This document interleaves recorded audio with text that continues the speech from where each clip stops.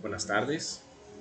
En este video vamos a aprender cómo realizar un circuito simple para encender una bombilla con una fuente de un voltaje mayor, y vamos a determinar cómo vamos a encontrar el valor de la resistencia que me permitirá que mi bombilla no se queme porque le apliquemos un voltaje mayor.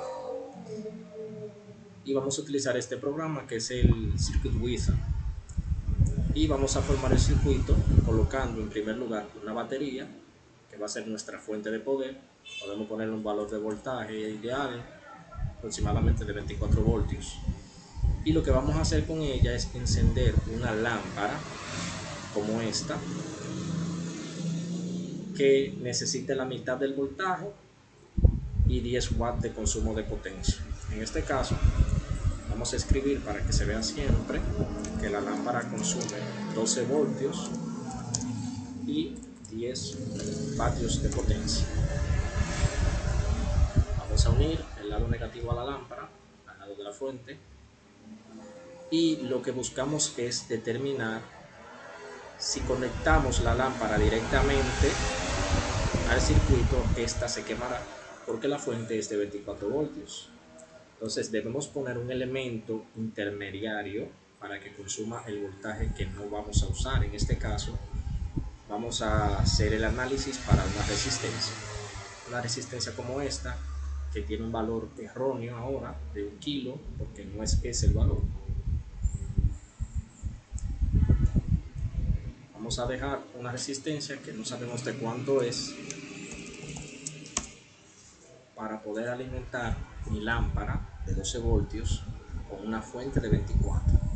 Para eso vamos a utilizar las leyes de Ohm, que la tenemos aquí a la derecha. Sabemos que según la ley de Ohm, el voltaje es igual a I por R. Según la ley de Ohm sabemos que la corriente es igual a V entre R y que la resistencia es igual a V, voltaje entre intensidad de corriente. Pero también sabemos lo que es igual a potencia. Sabemos igual que los watts de potencia son igual al voltaje por la intensidad de corriente. Entonces, en primer lugar, lo que haremos será sacar cuánto es la corriente que pasa por el circuito, y para eso usaremos la información de la lámpara. Si utilizamos los 12 voltios y los 10 vatios, podemos despejar a partir de ahí que la corriente del circuito es igual a la potencia en vatios dividido entre el voltaje, por lo que la corriente será igual a 10 dividido entre 12.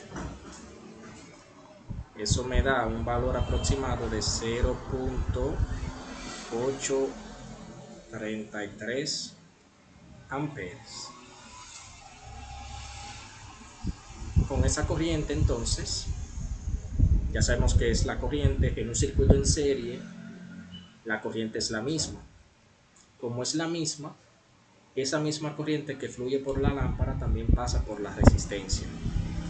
Ahora, en una división simple de voltaje, los 24 voltios, si necesitamos 12 en la lámpara, sabemos que la resistencia debe consumir 12.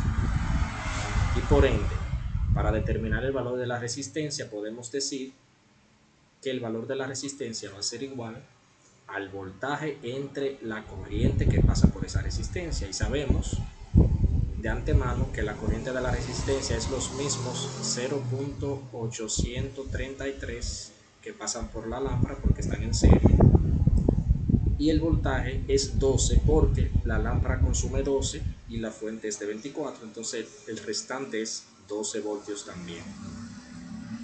Al hacer esta división, la resistencia me queda con un valor aproximado de 14 ohmios. Y por ende, si colocamos una resistencia de 14 en este circuito, podremos encender nuestra lámpara sin mayores problemas. Y vemos que la corriente que pasa por esa resistencia tiene un valor de 838, es aproximado, no necesariamente son los valores ideales, pero mi lámpara está recibiendo el voltaje ideal. podemos poner un medidor de voltaje